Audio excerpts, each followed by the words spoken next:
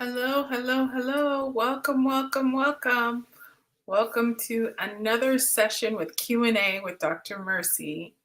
Hi guys, how are you? Happy Friday. Happy Friday. Hope you guys are doing well. Hope things are going great in your neck of the woods. Just going to wait and see if anybody joins us. Happy Friday. Happy Friday. If you do see me on your live screen, if you can just say where you are viewing this live from. So, what city, what state, what country are you viewing this live? I just want to make sure that we are being viewed. So, hi guys, hi. Happy Friday, happy Friday. So, let's see. Just trying to see if we get anybody yet. Doesn't look like we have anybody just yet, but that's okay. We can go ahead and go ahead and talk. Happy Friday. Happy Friday. Hope things are going well. Happy Friday.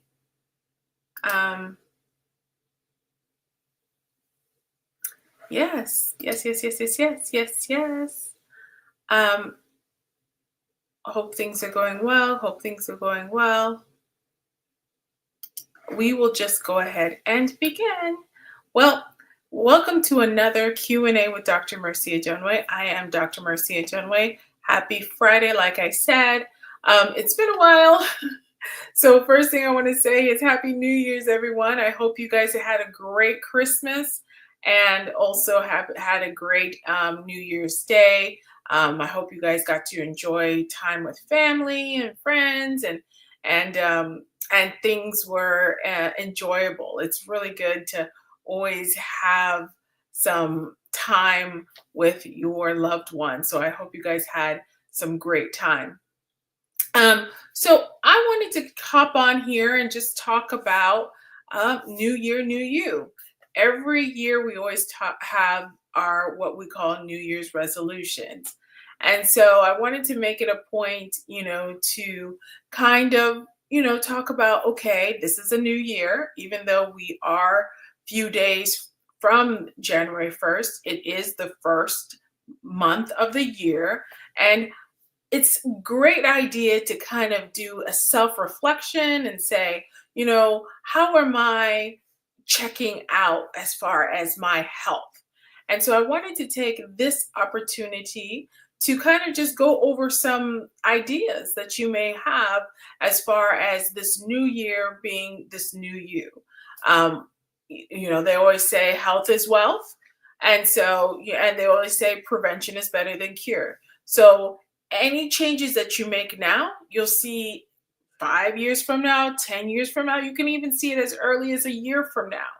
And, it's always a step before change begins. So it just requires one step in the right direction in order for change to begin.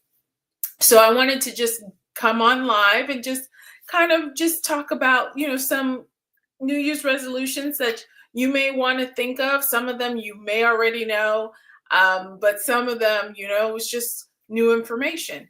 So we will just begin. Let me get my slide. Okay, so the new year, new me. So just one moment here. With that, let us begin.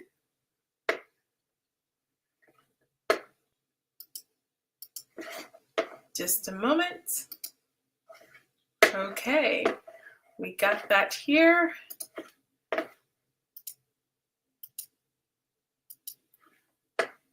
New year, new me.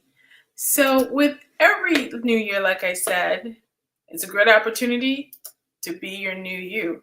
So one of the New Year's resolutions that you may want to consider, or New Year's, some people may say New Year's resolution, some people may say something that they want to change in the beginning of the year, is the concept of dry January. So typically when people do dry January, what they're trying to do is they're trying to give up alcohol for the month of January. It's a way to kind of just let go of that substance and see how healthy or help your body, particularly your liver, which metabolizes your alcohol, have a break from the uh, fluid or liquid of alcohol. And so this is very common, dry January, where people just give it up for the month of January. But if you have not heard, the US Surgeon General actually has identified alcohol as a carcinogen. And if anybody know what a carcinogen is, it's just a US Surgeon General identified it as a substance that can cause cancer. So that's why the first one that I have here is dry January. Well, maybe make it a dry life, because they've said that, hi, hello, good morning from China. Okay, so you do see me in LinkedIn. I'm sorry. Hello, how are you, Anwar? Good morning. Good morning. Okay, I just wanted to make sure I'm visible. So it looks like I am visible in LinkedIn. Thank you so much. So just getting back to, Anwar, just in case you did not here, we are talking about New Year's resolutions, new year, new you. What are some tips that you can do to just have a better, healthy life in the year of 2025? As we all know, prevention is better than cure. So if you can just do one or two things and a step in the right direction, you'll start seeing things as early as a year, maybe 5 years out, maybe 10 years out. So it's really, really important to, especially in the beginning of the year, to start thinking of what are some things I want to change for my health. So, oh, good morning, Camara. How are you? How are you? Sierra Leone, West Africa. Awesome. Okay. So, anyways, getting back to what I was saying when it came to, let me just get back there. Sorry. When it came to alcohol use, it's really important, like I said, because of the Surgeon General. The Surgeon General has identified it as a carcinogen, and so alcohol. So it has, study has shown, at least in the Lancet, one of the premier medical journals, has found that alcohol is responsible for about 4 to 6% of all cancers globally. 4 to 6%. That's intense. And it's been linked to cancer such as breast cancer, liver cancer, throat cancer. And so they've said that, it doesn't matter if you just take, usually before it used to be where it's safe for women to drink about one, alcoholic drink a day, and men about two. But now they say that even one drink can increase your chances of cancer. One to even no drink can increase your chances of cancer. So the whole idea is to really reduce or eliminate your alcohol use. I know.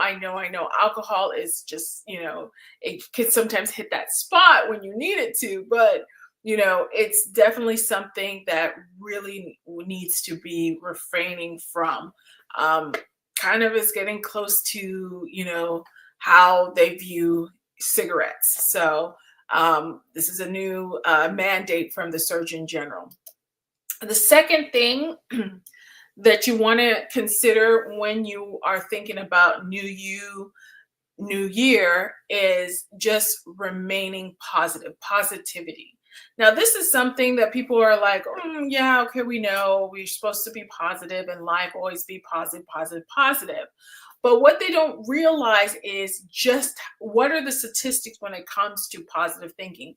First of all, what is positive thinking? As you guys already know, it's remaining positive even when your atmosphere is not positive.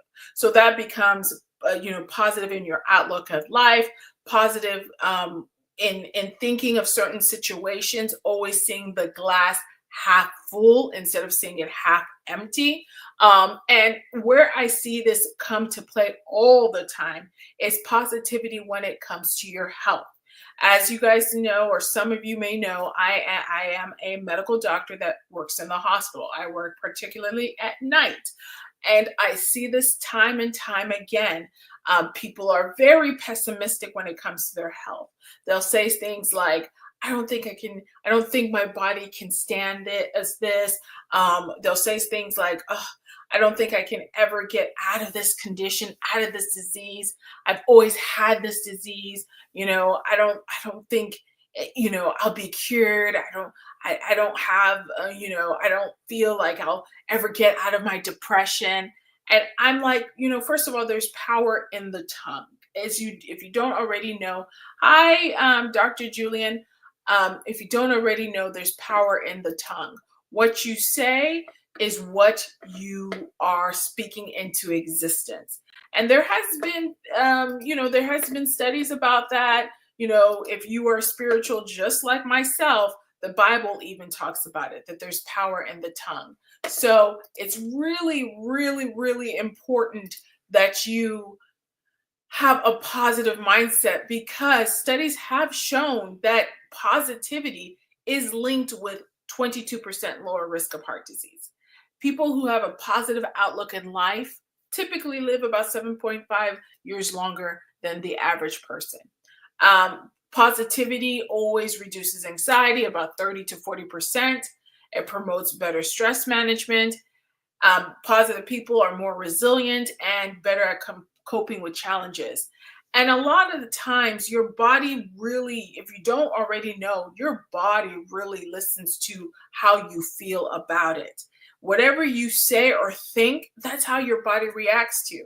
I have had cases where, just because of the positivity, just because of the resilience of the patient, their prognosis was a lot better. And I've had patients that typically should have been better, but because of their negative mindset, they just had this condition, and it was consistent and consistent and consistent and persistent, instead of it resolving, because they thought that they would never, ever, ever, ever be cured of this condition. So the reason why I brought it here, I know it's very, very, very, it's like oh, duh, but you don't realize it until you actively put it in your mind that, every day try to remain positive. What are some ways you can remain positive? Waking up and having a positive mantra about yourself. There's some people who put sticky notes on their mirrors in the bathroom so that they can read it to themselves as they're brushing their teeth, or sticky notes in their bedroom, so as they're waking up they can see it. Listening to positive broadcasts, whether it's in the YouTube space, or whether it's when you're on your way to your workplace and you're listening to podcasts. Keep things positive, whether it's even watching TV. The power of seeing these things also can affect your outlook on things. I know it's good to watch the news, but as you guys know, sometimes the news is like, oh, draw hum, everything is negative, everything is negative. No, sometimes it's okay to turn off the negativity and put something positive. It really, really helps to promote your overall well-being. And so that's what I wanted to just stress. I know it's a simple thing, but I see it in the hospital all the times, the actual effects of lack of positivity and the actual effects of positivity. 3, optimizing your sleep. 1/3 of Americans don't get enough sleep. I can attest to me not getting enough sleep, but I also am a night doctor. So of course I work at night.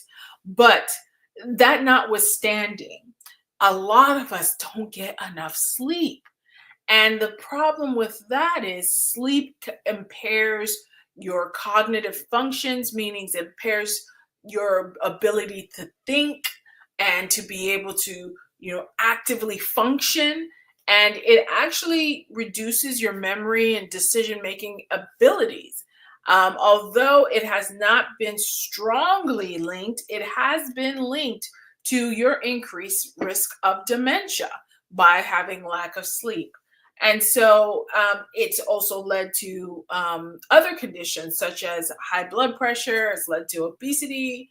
So sleep is really, really, really, really important. And I've done actually a live on the importance of sleep.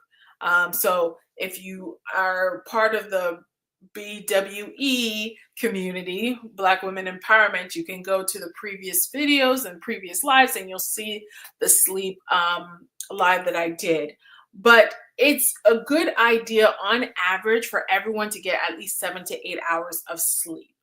And that can help to kind of lower your risk of like heart disease, diabetes, cancer, or any chronic diseases or conditions such as blood pressure.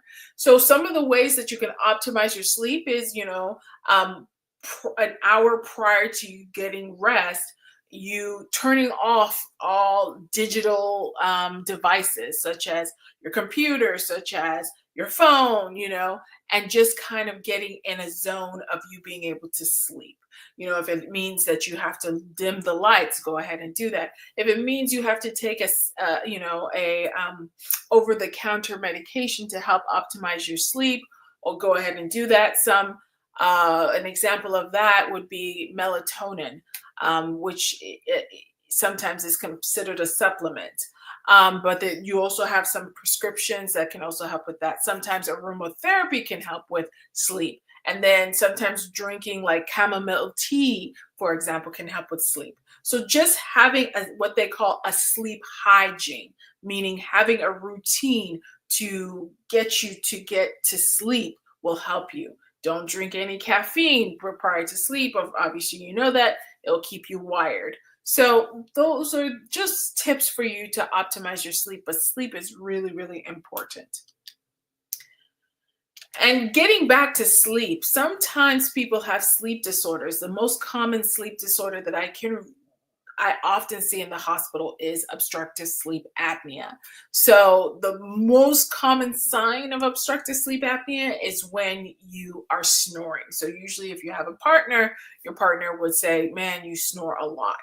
And what happens, I also had a live on this as well. So what kind of commonly happens is with obstructive sleep apnea is that you actually for a brief second stop breathing.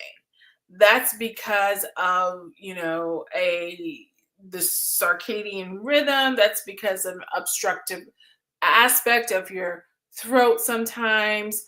And I went more in depth with this in a previous live. So if you're part of the Black Women Empowerment community, you can go back to our previous videos and you'll see it.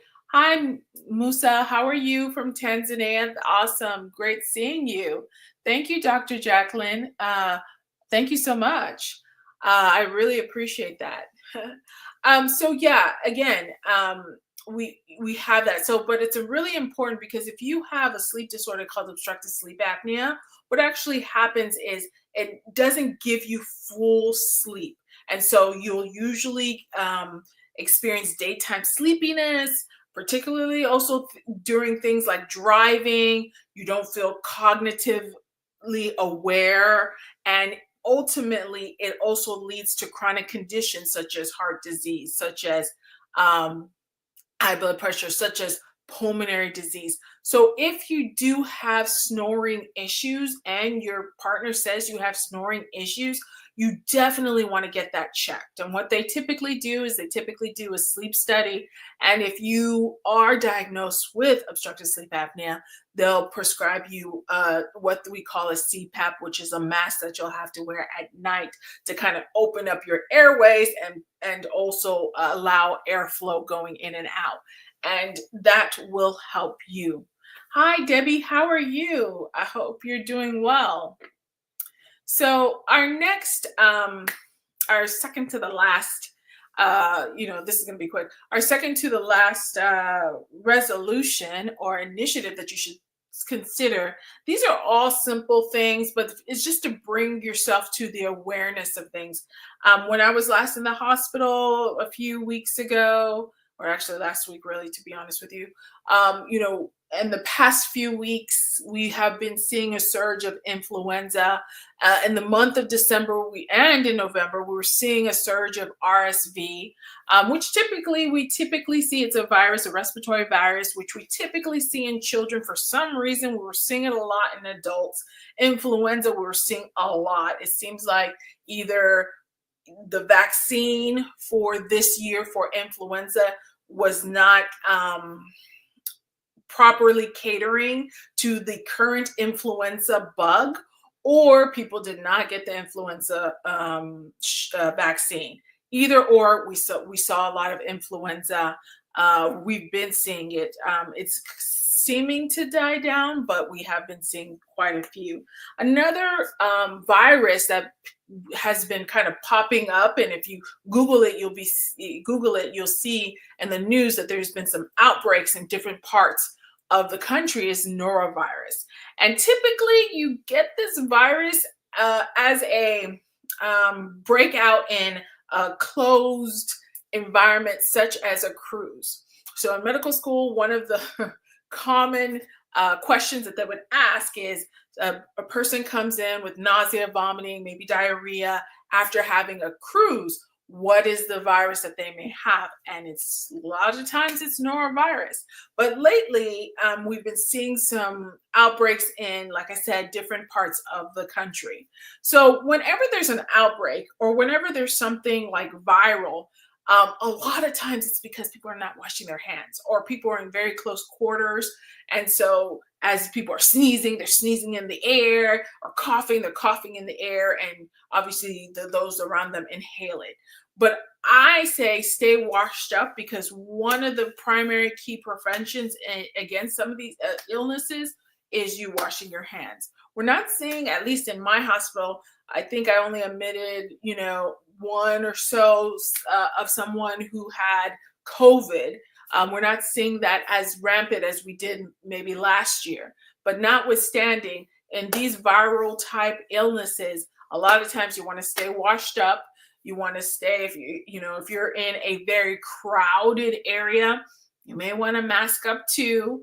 But just be very cognizant of your surroundings. As it shows here, regular hand washing can reduce your spread of influenza and RSV to 50 to 60%. 60% of foodborne outbreaks are caused by norovirus, and hand washing can help prevent this. So again, stay washed up. That's my thing. Lastly, that I wanted to talk about, and hi, Israel from Mexico. How are you? Hi, Debbie from UK. Great to be here. Good morning. Good morning. So last thing that I wanted to say, I actually have 10 things, but for this live, I decided that I'm just going to go the top 5, and then I'll do the next 5 in another live. And before I talk about this, if you have any questions from a medical standpoint as far as topics that we can talk about, please feel free to put it in the chat. I would love to talk about any topics that you feel that may benefit you as well as the greater community. It's always a pleasure being able to share my knowledge with y'all, so you can be able to feel more well informed, whether it is preventing a condition or how to best treat it, what it is from a doctor's perspective. So I enjoy doing these Q&A lives. Typically, we do have some questions and comments rolling in, but I think there's something wrong with the live this week. And so hopefully we can get that rectified. But again, if you happen to see this during the live or during a replay and you have some questions or would like to know some topics, feel free to jot it down in the comment section. I will look at it for the next for our future lives, and we can have an awesome discussion from there.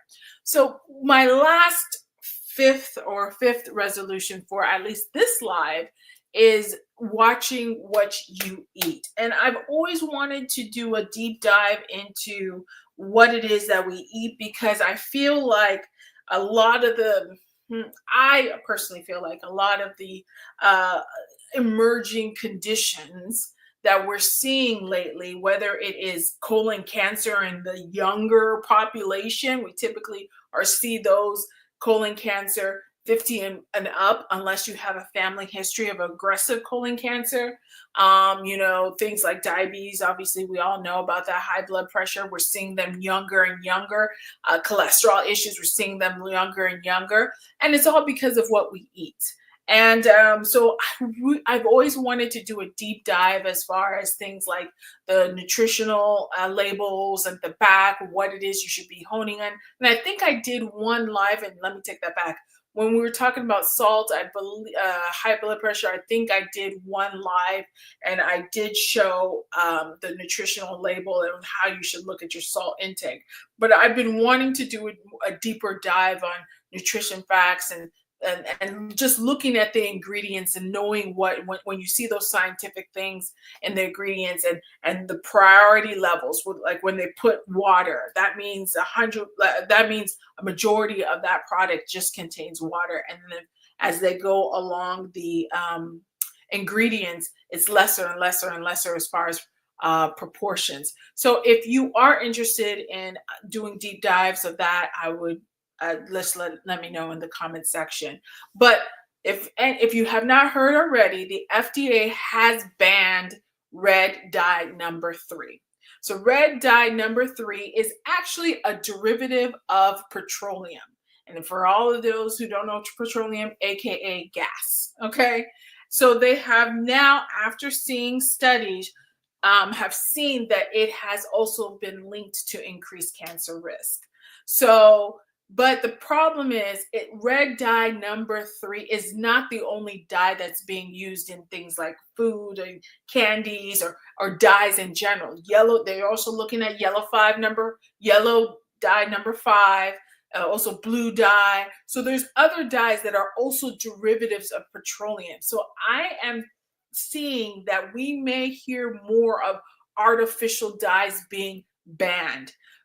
If you are going to use some dyes, there are some natural dyes that are out there that are not artificial that you can use in replacement. You know that there's certain fruits, and even there's certain fruits that are very, that can color whatever it is that is exposed to it. So, like, for example, pomegranate, they use that for a dye. So to replace dyes in your meal, if you are using it, try using a natural based dyes, because they're starting to see that these artificial dyes have been linked with increased cancer. And so this has been a recent, I guess, news that the FDA is banning red dye number 5. So in my mind, why I brought this up is not only looking out and looking at the back of the of your food label, making sure that red dye number 3, is not there, but really dyes in general are not there.